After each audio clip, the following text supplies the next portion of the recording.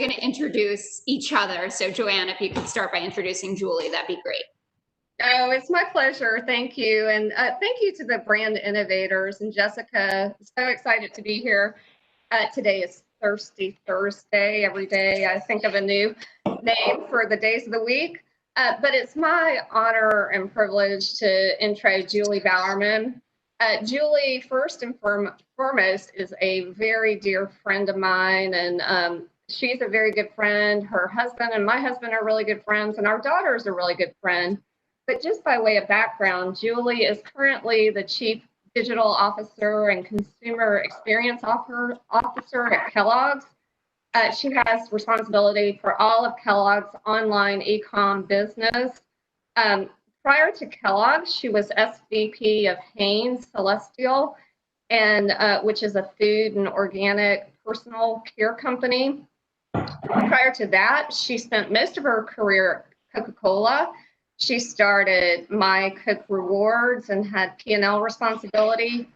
In addition to all that, Julie serves on the board of directors for Brixmor and other nonprofits such as 48 and 48 and Other Source. She and her husband Greg live in Atlanta. She loves to travel and spend time with her daughter Riley, and so just so excited to be here with her today. And Julie, I'll kick it over to you. Thanks, Joanne. Thank you for that very gracious introduction. And sorry, everyone, for a little bit of the faux pas in the introduction, but you get to see the real side of us and not the polished side. So that's probably worth your dialing in for sure.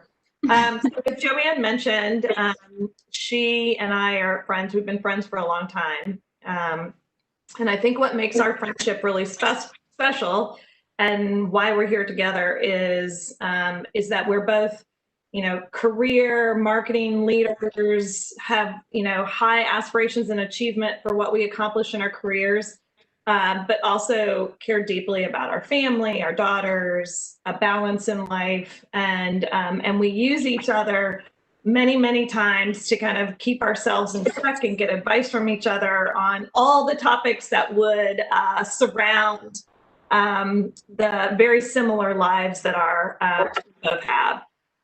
To give Joanne, I'm glad I'm following actually Joanne's introduction because her accolades and her accomplishments are very wide and deep.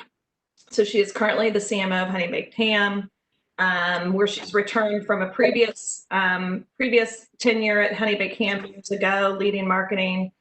Prior to Honey Baked Ham, she was CMO, global CMO at Interface, and I think SVP at Arby's for brand marketing. Joanne is also, for those of you that don't know Joanne is incredibly involved in the Atlanta community. She's involved in children's rights and Kate's Kids Club that I said with Joanne, right? She's very passionate about both of those organizations. She serves on the board at the Atlanta Convention and Visitors Bureau. She's participated in Leadership Atlanta.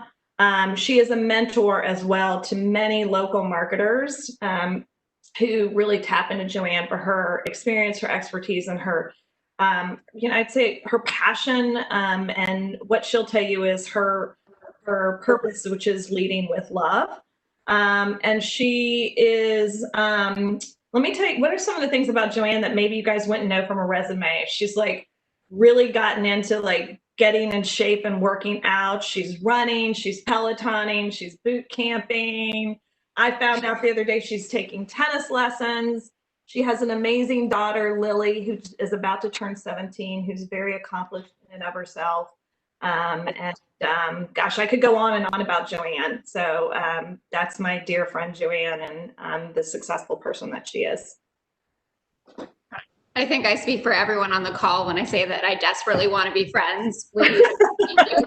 You'll take me in with you. It's a wonderful thing to be part of this conversation today, but I would just like to give a shout out for the fact that I feel like this is something that happens on a panel with women. And I really appreciate the fact that you both not only asked to be able to introduce each other, but are such amazing cheerleaders for one another as not only friends, but as powerful women in our business. And I think it's going to bring great value to the audience today to be having this conversation with people who are market leaders in and of themselves, but also good people. And I love that leading with love, Joanne. That sounds absolutely perfect based on the 20 minutes that I've spent with you. That's how I have felt about you as well. So we're going to dive right in and start with the obligatory COVID question. And then hopefully we'll move away from talking about the pandemic. I'll go to you, Joanne, first. Can you talk a little bit about your company's pandemic approach, what you've been doing the same and what you've been doing differently in your job? Yeah, so it's dramatically impacted our business. First off, and fortunately for Honey Baked, we were considered essential. Yep. So we followed the pandemic all the way through when it was in China and Italy, and we're developing scenarios because our Easter. So we quickly redirected all of our advertising. We did about 3 years worth of work in about 3 weeks. Implemented curbside, buy online, pick up in store, redirected all of our advertising, updated our website, executed a lot of safety protocols, social distancing, masks, etc., because our stores get very busy during that time, and e-com is very busy. So we did a tremendous amount and are continuing to do so through the summer and as we prep for our holiday season coming up. Awesome. And shifting over to you, Julie, Kellogg's has done exceptionally well during this period. And I think that we all remember the mayhem at the beginning of COVID when everyone was searching for toilet paper and cereal, right? We all thought this is what we're going to survive on for the next however many months. Can you talk a little bit about the pandemic approach over at the Kellogg company? Yeah, I mean, not too dissimilar from what Joanne, stated. A quick shift in, making sure all of our people were safe and putting a lot of people protocols in around, working from home and how we would handle, employees that had, circumstances of kids at home and school, or, older parents that they had to care for, things that just all of a sudden crept up in kind of employees' lives. And so Kellogg has done an amazing job putting the resources of our organization together to really support the employees and keep employees safe. Supply chain was a bit like Joanne said, really kind of making sure that we could, keep our supply chain up and running, keep the grocery stores stocked in the way that consumers. And then I think similar to probably what Joanne said too, and just kind of our shift in advertising and marketing focus around more, more appropriate type of messaging for the pandemic. You may have seen our global ad campaign that we put out around, kind of thanking the frontline workers. And so that was a big initiative that we took on, that we felt, not necessarily the benefit of Kellogg's, but just as a goodwill gesture, as a sign to say we're all in this together. And so those were some of the big things that we shifted. You're right. Like, we have as a business benefited from it. I think what's been fantastic about being in the cereal and snacking business is that, particularly in cereal, like, there's been a return to at least how I grew up, where I sat at the kitchen table and had breakfast with my family on a school morning, and we had a bowl of cereal, and we didn't run out the door and stop at a Starbucks. We sat down together, and my mom was in the background, maybe packing our lunches. And, that occasion has returned to households, and cereal has been kind of plays a logical role in that. And so that's been a really nice benefit for our business, but I think really a nice kind of outcome also of the pandemic. Definitely. And I don't want to stay on this too long, but since you both talked about the transition, have you felt like it's been relatively seamless? Because there's a lot of data out there, and we're seeing from our readers as well that people feel that they're more efficient, and that the transition to working from home, as long as you have high-speed internet and a decent place to sit at a desk or at a table, has been pretty good. Have you found that your teams have adapted well and it's been a positive experience, or are people really clamoring to get back to the office? Joanne?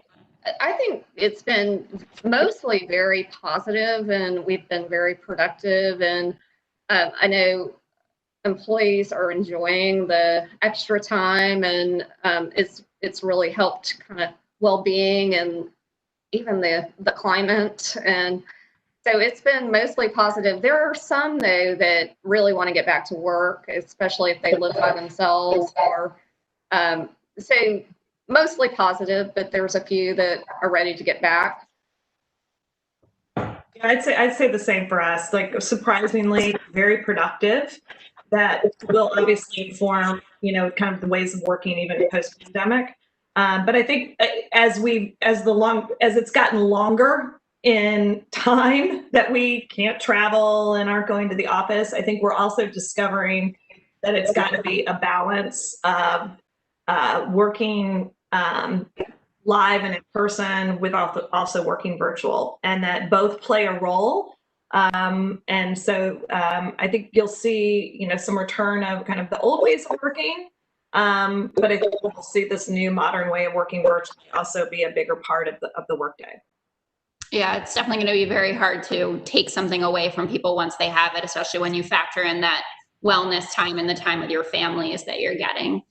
I want to shift gears a tiny bit. And Joanne, you already mentioned the Easter season. And I'm curious to talk a little bit about the holidays, which are coming up miraculously very quickly. It's a big period, obviously, for Honey Baked Ham. How do you think consumers are going to respond this holiday season without the traditional gatherings? What the day after Thanksgiving is going to look like, whether we call that Black Friday or I think Shop Friday is a possibility there. And what is Honey Baked Ham's strategy to make sure that people can still facilitate that sense of gathering and family and community during a fraught period?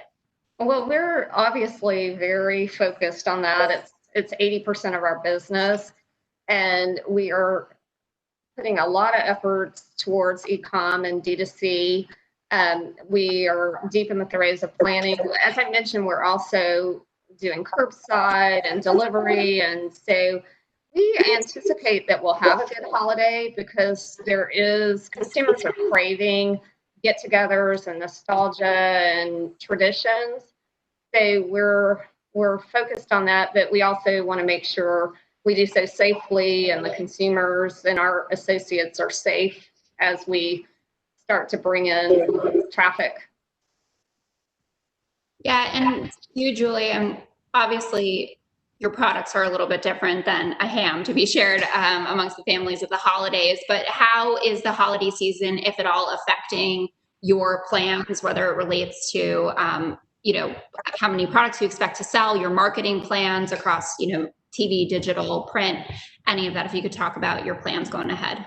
Yeah, I don't know that it's made major shifts and kind of there's anything that we would do differently. I think it's the places in which we're just making sure we are. Like if you think about it, like, e-commerce has become, a much bigger part of our business as more consumers are shopping via e-com. And so assuring that not only just from an assortment standpoint, but our marketing communications and media placements sit in some of those places that now consumers are more often participating in is more how we're thinking about the shift. Got it. And building off of that, which ties in nicely to the question that I wanted to go to next, there are a lot of new platforms that have taken on even more prominence in this period, like a TikTok. For instance, I'm curious how your brands are thinking about pivoting to new platforms, if they are at all, or how you're reimagining your marketing strategy to deal with the fact that we're all going to be at home for a while now, or that you might have seen a shift in who could be part of your core audience. Joanne, if you want to go. Yeah, so we've done a tremendous amount of shifting our media into digital and social and paid. We're doing a lot of content, a lot of video, and we're taking some of our traditional dollars and moving it into where consumers are watching at home or on their laptops. We're looking at Reel. As a matter of fact, we just shot a lot of content yesterday to get into the new Instagram platform. So very excited about that. But watching all of that closely, and especially as we get into the elections too, to see what happens there with inventory and messaging and consumer mindset. Oh, that's really interesting. Before we go over to Julie, if you could talk about that a little more. I mean, I'm a total politics junkie, so I just like really perked up when you said that. Can you elaborate a bit more on what you would be watching for around the election and how that might impact your brand? So we're looking at inventory, media inventory, and what's available. In an election year, the prices go up. We also know we're guessing the tone will probably be pretty fiery. And so how our brand plays in.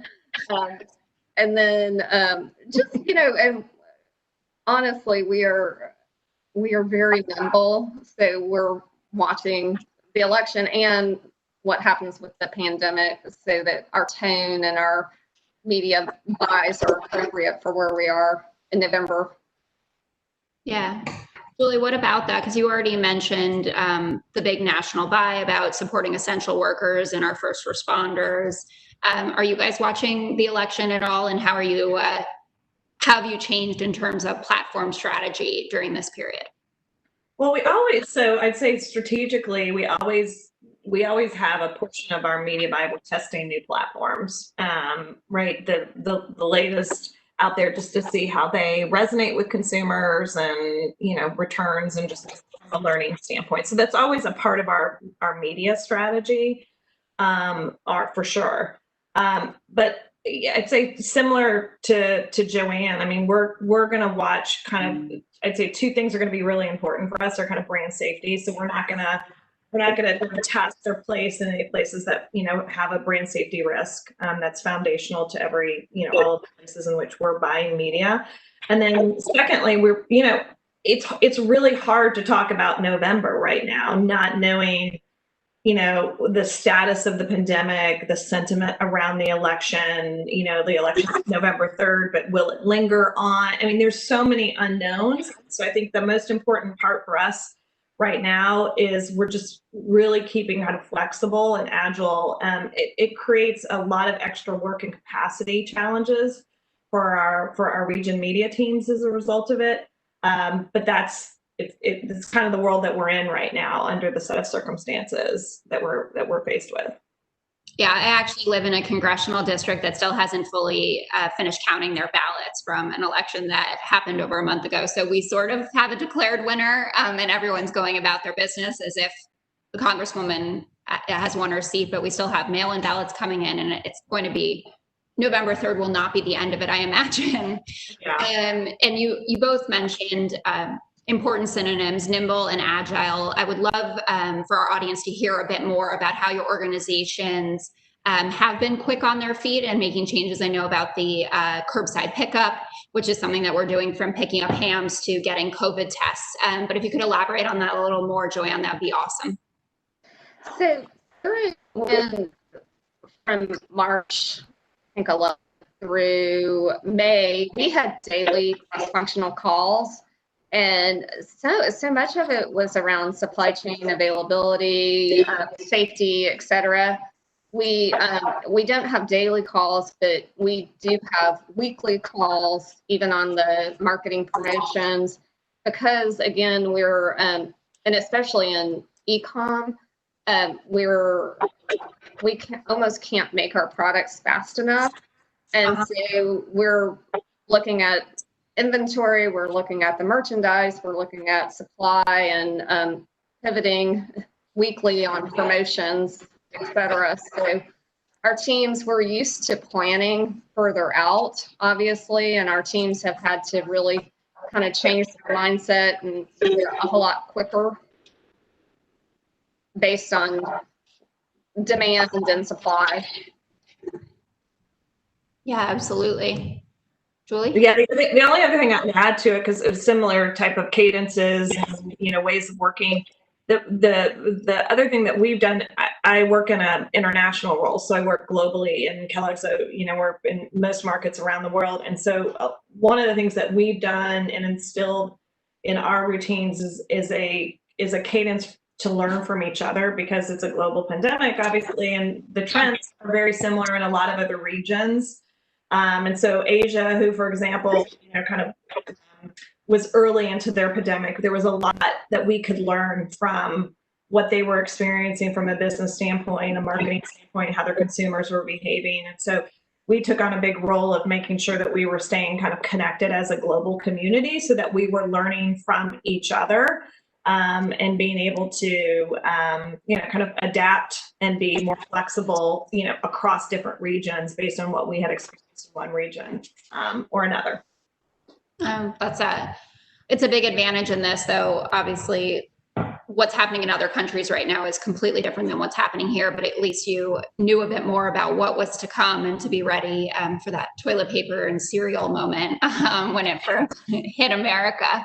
I would like to talk a little bit about your core audiences for a second, the folks, that are the diehards for your brand and also for consuming the content you're putting out there. So Joanne, who do you guys consider to be your core audience? And if you do have new consumers, you've mentioned that the e-com business has been doing super well during this period.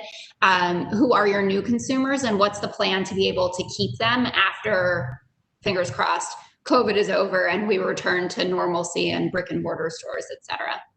Mm-hmm. Well, our core consumer is a little bit older. It's they're a 50-year-old woman and who has a family and very traditional, but we've really seized the opportunity to attract a new user, a younger audience. And so we're going after a younger millennial mom who loves to serve great food. And so we plan to keep those consumers. We've got a very extensive CRM system. So we keep track of the consumers, and we're very focused on direct marketing to them to keep them into the brand and keep them coming back. So that's one way. And then innovation, new products, new sizes, new offerings, new meal solutions for them is another area of focus.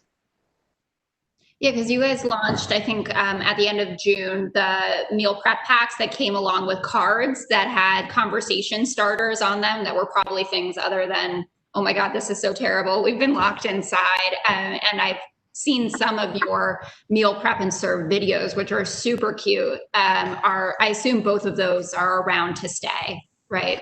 They are. That's an example. We had a kind of a wacky, funny, outlandish campaign, and it's one where we had to redirect our messaging, and we introduced those meal bundles in pretty record speed because we knew consumers were looking for quality food that was easy to serve and something that their families would enjoy. So conversation starters were just everybody's around the table. We need something to do, and so it was a fun kind of PR approach that we took. Yeah, it's really great. It actually correlates directly to what I found in my own research from our readers around the food category and what they're looking for. So like you said, in targeting these younger moms, like our romper reader, for instance, everyone wants to serve a good meal for their family, but they're also looking for convenience, for it to be quick in preparation, especially when you're working full time and now have your kids at home full time. So we've definitely found that convenience is the answer there. And Julie, I'd love to kick it over to you. Obviously, Kellogg's products like Nutri-Grain bar, for instance, are king of convenience or queen of convenience, I would say.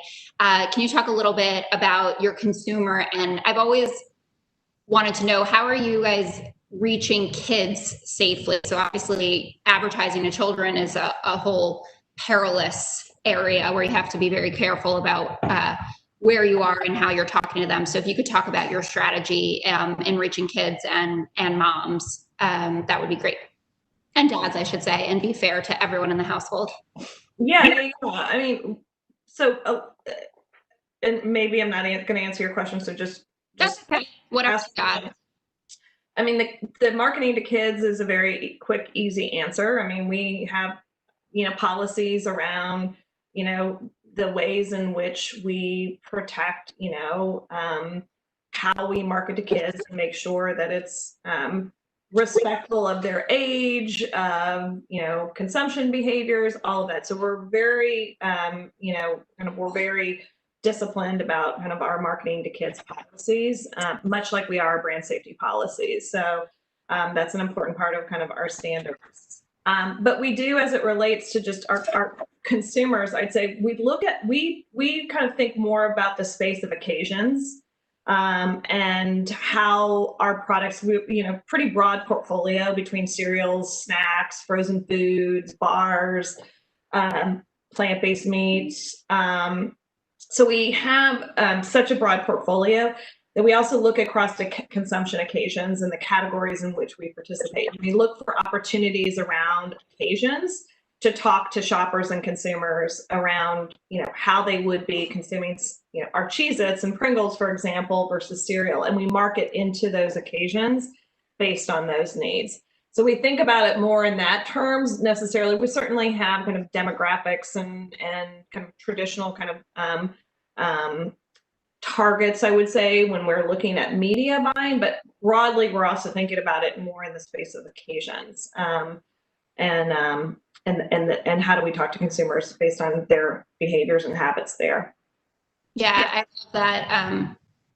Very quick side note, my father, who's a winemaker, talks about this all the time in his marketing of wine and how you bring an occasion to life, right? To be part of something special in people's lives, whether it's something that happens every day, that you're sitting around the table having a bowl of cereal with your parents, and that's one of the memories you have from growing up, or you're celebrating a holiday with a bottle of wine, honey baked ham. The focus on occasion, I think, is really smart, especially as life becomes so much more complicated in this period, that we have to kind of revel in the little things, and also making routines feel more special when we're all caged in the same places now for months on end. I want to shift gears a little bit and talk about brick and mortar, which has been facing tremendous challenges for the last, I'd say, couple of decades, really, since the advent of the internet, but it's even more challenging right now. Joanne, I know Honey Baked Ham has over 400 stores. You've talked about curbside pickup as one of your solutions. How are you thinking about brick and mortar challenges long-term after this ends? And has this changed the way that you think Honey Baked Ham should do business in perpetuity, even if we do go back to a sense of normalcy? Well, our retail stores are super critical to the brand and our brand. And we think of our retail stores as almost the sensory, where you get the full regalia of the brand, and it's brought to life through sight and smell, and our associates with a lot of care. We are, though, again, using the retail stores as distribution centers also for curbside and delivery. But and they'll play, our retail stores will continue to play an important part in our brand. We're investing, we're remodeling all our stores. But we also know that e-com direct to consumer is growing as well. So we're doing a lot of investment there. And Julie, I've actually been in 2 Kellogg's cafes. There was the Times Square one, and then there was one in Union Square where I live. So I've gone in to kind of see what you guys do in those places. And what is your thinking about those kind of whatever brick and mortar you might have? And does this really affect your business, kind of the deterioration of the brick and mortar business? Or if, because grocery stores, I assume, will always be around. But can you reflect on what's going on in terms of your thinking as it relates to stores on the ground, from the cafes to people going into grocery stores? Yeah, so the cafes really play more an experiential role, and there's only a few, like, that's not it's all of them. So the bulk of our business sits in kind of traditional grocery stores, as you can imagine, and food outlets. And that won't change. I think the way in which consumers buy it will, right? And so they are using more online. Our business had pretty significant growth in online buying pre-COVID. Now it's accelerated so much. And so fortunately, like we had put a lot of investment into our e-commerce capabilities pre-COVID. And so we really were able to take advantage of it as the pandemic and the quarantining scaled and happened across the globe. So I think that's here to stay. I think you're going to see continued, stickiness in how consumers are using, the Instacarts and Amazon Primes to buy their groceries, as just because it's convenient. And so I think there's a large portion of that'll stay, but it's brick and mortar's still not going to go away. It's still going to play a big part of how consumers buy. I can't even imagine in my lifetime for sure. So it still plays a very important role, as it always has. Awesome. So we have about 5 more minutes for this conversation before we're going to move to some questions from the audience, and there are already a bunch of them and they look really good. So I want to make sure that we get to them. But as someone who works at a digital publisher, I absolutely have to ask, what do you guys look for in an advertising partner? We talked a bit about brand safety, obviously placement, and Joanne, you mentioned, being a little more thoughtful around the election, also prices go up exponentially during those periods. So what do you guys look for when you're thinking, okay, we have a new campaign out, we've got to get this to market, who do we want to partner with? What kind of perspective are we hoping to bring to a new audience, potentially bringing Honey Baked Ham or Kellogg's, I think, is in most people's lives already. So Joanne, I'd love to hear from you. So if we're looking for a partner, I'm looking for somebody who brings expertise in a specific area of expertise, but who will push us, bring us forward, who almost knows our business better than we do from a fresh perspective. So, and that we have great chemistry with. Yeah, that's a great answer. I would agree with that. So the thing I'd add to it is, just given what we've talked about, that ability to be a little more flexible, in movement of placements and movement of content, reporting back to us kind of maybe in a more, in a quicker nature around performance and what's happening so we can adapt. There's so much that we're experiencing that we've never had before. And so I think for us, the partners that are showing a lot of flexibility and agility are, as part of our kind of where the relationships are better working. Yeah. And I want to, it's funny, a question from the audience links directly to what I wanted to ask as kind of our closing question about the future of marketing and the industry and what you think things look like kind of 6 months from now. I guess if we have a vaccine or not is going to make a tremendous difference in all of that. So Joanne, we'll go to you first. What do you think the future of marketing and the industry is looking like? Well, I've been in marketing for a very long time, and I think it's changed more in the last year than it's changed in the last 25 years. And Julie was talking about agility and nimbleness, and that's so critical. I think we talked about the dinner bundles that we pulled together.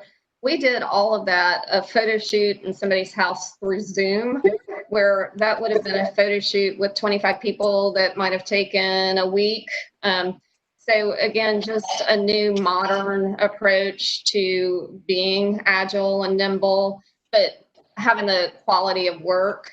We also know consumers will be at home, and this is a kind of a new normal and cocooning. So how do we adapt to that and continue to resonate? We also know that we've got to be safe, and brand safety is so important. And consumers are looking to brands to guide them. We're not, as consumers, sure where the information's coming from, so they're really looking to brands to do that. So we've become not only food experts, retail experts, but now we're health experts. So, and I think that's part of what will continue to be in the marketing world. And jumping off of that really quickly, are you looking potentially at new brand partnerships that you wouldn't have expected that you would, especially if you're moving into, becoming health experts? Or is it really just how to play a positive role in people's lives, but not necessarily teaming up with another brand or type of organization during this period? It's more our internal team becoming very, very knowledgeable, but not to say that, some of this is none of us have experience. So where we need the expertise, we're hiring the expertise. But we've also built our brains on, what the CDC is coming out with on a daily basis, and I wouldn't have done that 6 months ago. Absolutely. And over to you, Julie, future of marketing. What do you think? Geez, that's kind of a, I think, and we talked about some of this, like, I think the way in which our product are consumed, there was so much on the go behavior before in consumers' lifestyles. Now it's much more in home. That's going to be a big shift, I think, in how consumers are, how they're consuming. Sorry, my dog is like having a little fit here in the background. So if you guys hear him whining because he wants me to open the door, that's what's going on. I think the other part that's going to be really, that this is going to force, is that we talk a lot about this better integration and planning in the purchase funnel, and in traditional CPG, you've got, brand budgets that sit more upstream with the brands. And then you've got shopper and customer trade dollars that sit closer to where, our sales and account teams reside. And those budgets are typically kind of planned and executed separately. I think more and more, just because of the way now, that this is forced much stronger digital adoption, digital buying, digital, media consumption.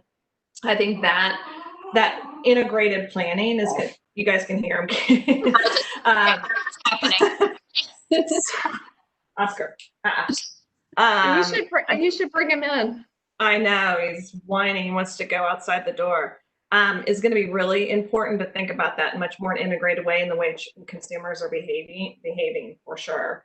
And I think that the part that we've talked about is there's just there's a higher degree of fragmentation now, even in media platforms. I mean, if you just think, like, we have a big gaming execution with our snacks portfolio we do every year, and gaming has just accelerated. But gaming is not one platform. It's highly fragmented. It's, there's all different ways in which you can participate in gaming.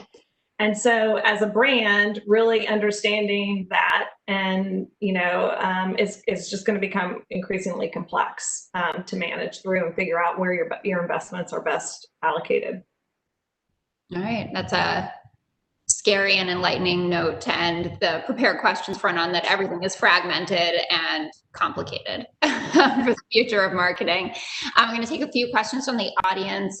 This one is for you, Joanne. Are there any plans for Honey Baked to move into other channels like grocery? Perhaps. Oh, okay. We got a one-word answer. So I guess stepped on something there. And then as a follow-up, are you utilizing third-party delivery services like DoorDash for delivering your dinner bundles? We are. We're working with DoorDash, Grubhub, Uber Eats, you name it. We're working with them. Okay, awesome. So Julie, start with you on this one. What is your brand, singular, I should say, currently doing in terms of your in-store and e-commerce strategies? So you touched on that a little bit in the brick and mortar question, but if you could expound upon it. Yeah, a lot. So one is just making sure we're in all of the places in which consumers are buying, so that we've got kind of breadth across retail formats, that we're really making sure that our assortment is in place, and so that we're thinking about, right, not only our core assortment, but some of our long tail that consumers, that brick and mortar, as they've curated assortment through the pandemic to be more focused on high velocity SKUs. Consumers are using online as a way to get some of their more longer tail SKUs. Our content and our digital shelf is super important. And so, right, all of the basics around product display and product descriptions but we've really ramped up our search investments and our search strategies to make sure that, you know, as consumers are looking for Kellogg brands, they can find them. So that's been a big part of our investment. And then the other one I'd say is really kind of helping make sure that as a system, as a supply chain and operations organization, we know how to execute now at scale and speed within e-commerce. Because it's become such a bigger part of our business, it's the fastest growing part of our business by far. You know, some of the nuances of operations.